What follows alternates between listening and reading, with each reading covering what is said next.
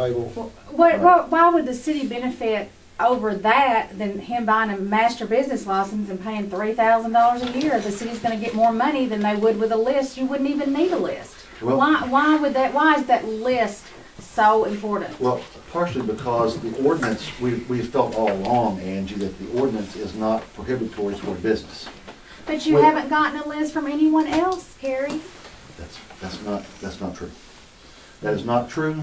Then how was it given? Was it given on a piece of paper or on the phone, verbally? Can somebody call you and give you 25 names and addresses?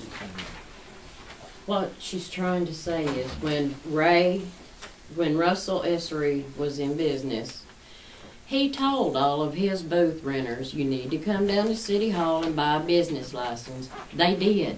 So we didn't need a list from him. But it doesn't say that. It says you've got to have a list. That's not what the law says. You could, I mean... That would also happen from Charlie's deal. That's because Ray would not tell the people that rented a booth space from him that they needed a business license. That's why we came up with a list. Well, then why is it good for one person and not another? Because the people in Russell Essery's mall willingly, he told them, they willingly came to City Hall and bought a business license. Then he should have also complied and given a list. Hold on, but because the city has to try to always be fair and equitable. Some of you are going to not agree with that. But if it's required for one, it should be required for all. Now, in saying that, because we've had issues, the only way to be able to get what we need to be able to enforce the ordinance, try to step back and look at it from our standpoint. We are the caretakers for 2 years or 4 years of the ordinances that either we make or have been in place before us. That is our role. That's our job. In trying to do that, the only way to be able to do it is prior to all this stuff happening is pretty much people come over. Well, Doug and Ruth, they're fairly new business owners. I remember the first day they came in and they asked about a business license. We asked what they were going to be doing. They said they were going to do a jewelry shop. They turned over a business license, and whenever the renewal time comes, a letter will be sent to them, or they'll know when it is, and they come up and they fill it out. Now that's ideal. That's the ideal way for things to happen. If the other people had come over and done exactly the same way, we wouldn't be dealing with this issue. But because we were not able to get those, because it was even, mentioned you don't have to have a business license. Put it on the street in a sign. All vendors in malls must buy a business license. Well, okay, then that's wonderful. I mean, but I'm just saying, but if you're telling your vendors you don't have to have them, that's not real good. That's not conducive to us being able trying to enforce the ordinance as we're trying to. So I want to take this back with you and mull that over with them. And if that seems to be good, you all have had a chance now to be able to hear that, and then we can discuss tonight. We can discuss it the next meeting. It makes no difference to me. Carrie, I would like to have some discussion about this tonight. I have some information. I would like to add some clarity to some things that I don't think were very clear in the last meeting. There's some things I would like to go over. If you think we need to go into closed session, we need to go into closed session. I think I know probably what those two are. And I don't think it's really going to be an issue, and if I get these wrong, that's fine. It appeared, Megan and I had a 2-hour discussion the other day, and there were 2 things that she thought. Carrie, I would like to speak for myself, if you would allow me. Would you like to do this in closed session, or would you like me to do this now? If it's regarding those... Do it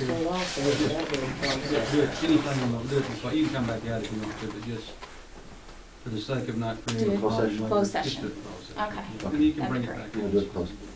Can y'all go in there so that we can stay in here when y'all get back and y'all can dismiss or whatever? So we don't all have to leave? Well, I mean, I don't know if I've never had a situation with going to closed session twice. I don't know if it's, It's not gonna make any difference, whatever you discuss, you're not gonna be able to resolve it before the next meeting anyway, even if you got an agreement, you can't take out and vote it. well, if we make, we can go into closed session right now, come out of closed session, and then finish our meeting. And I apologize for some of this is taking longer. I know we have things in that. Oh, no. I'm fine. Don't worry about me. Well, I tell you what, we'll, Mayor, can I have 1 minute before y'all do anything? Can I just 1 minute of your time, please? okay, now remember this.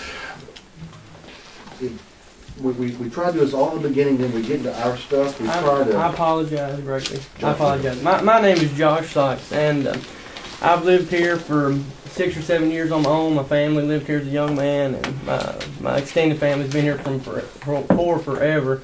And I've spoke with Kerry, I spoke with Ray, I've spoke with several of the people. I don't have a side in this. I'm not going to go through the beating the dead horse that we've already been through.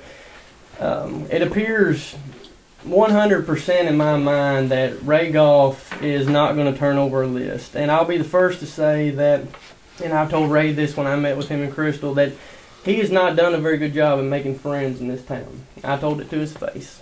And, you know, whether Ray's sorry for the way he's acted, I can't answer for Ray Goff. But as a citizen and someone that is concerned, you know, I understand that the entire east side of our downtown district being boarded up and painted black is not what's best for this town. Okay, I am not, once again, I'm not a Ray Goff supporter. I am a City of Hazel supporter. I think the world of Kerry. I do not envy his job. Wouldn't take it for all the world. You know, I mean, he has high blood pressure and stress over this. You know, and he gets nothing in return, and he's doing civil service. Whether we like what he does or not, he's doing the best he can, and I believe that. But the fact of the matter is, if we're all here, I'm embarrassed. I've told everybody that I've waited all this time and hadn't said a word to nobody. But if we all are truly concerned about this town, we need to do something. I understand that Ray is not abiding with the law. I feel that Ray probably is ashamed and sorry, and to some degree, even if it's just a little, for the way he's acted, and maybe is willing to extend, you know, a monetary offer of, you know, $3,000 and then $12,000 for the city to recoup their expenses. Whatever it is, you know, surely we can figure that out. But bottom line is, I don't think Ray wants to turn over a list. I don't know why, but if the city is concerned of, you know, collecting the monies, if that's the goal, you know, if we can achieve that somehow and still, you know, make the city have a strong government backbone. You know, we don't need to give. I'm not saying bend over here and give in, but just, I'm just going to sit here and ramble all night if I don't shut up. But I think you understand my point. You know, I mean, something can be worked out. You know, I think Ray's willing to get the money. I think the city can, you know, maintain their stronghold per se, you know, being a governing authority. But, you know, can we just please find a way? And like I said, I'm embarrassed it's took me all this time and just sitting back and listening, but I apologize I didn't speak at the beginning of the meeting. Well, very good, appreciate that. And we certainly want to be able to get it, hope to come to closure at some point in time. The only way we can enforce it is to be able to know who's there. That's the problem that the council has on this, is just how do you know, I mean, when it's one business, somebody's in there, they get a business license, we're done. If it's the other way, how do we know? If the privacy is an issue, we work on that part of it. And if it is the criminal aspect of it, eliminate that. And if that brings us to a good agreement, then we're good to go. Gary, I'm sorry. Say one thing too. One thing, quick. 1 minute. 1 minute. All right, More or less. I think the 12,000 would be great. 3,000 would be great. Got to pay for this great memorial we got. But also, my concern is the business licenses. I don't know why part of Hazel, Antique, why they closed down. Was it because of the business license ordeal? I just don't want to run businesses out. I'm a business owner, and I don't want to do that whole side of Okay, all right, then there's three things now. I guess, May, you're probably gonna have to tell me, this is regarding, The this is lawsuit. regarding what now? The lawsuit. Regarding the lawsuit. Okay, then, and what I'm gonna ask you all to do is to go to the fire day, I guess. And that way we don't have to be outside because it's cold outside. And we will conduct our closed session. We'll come back into open session. And then we're gonna finish off and be done. So, so I get this right so I don't get another letter.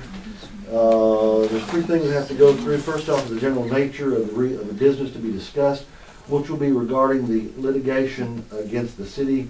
And the reason is to be able to get some explanation and clarity to what's going on with it. And the specific provision is KRS 61.810 that authorizes the closed session. So can we get a motion to... Make a motion, we go into closed session. Thank you, and a second by Jocelyn. All in favor? Yes. All opposed? We're in closed session. So if you don't mind, if you'll go, I guess just in the fire day and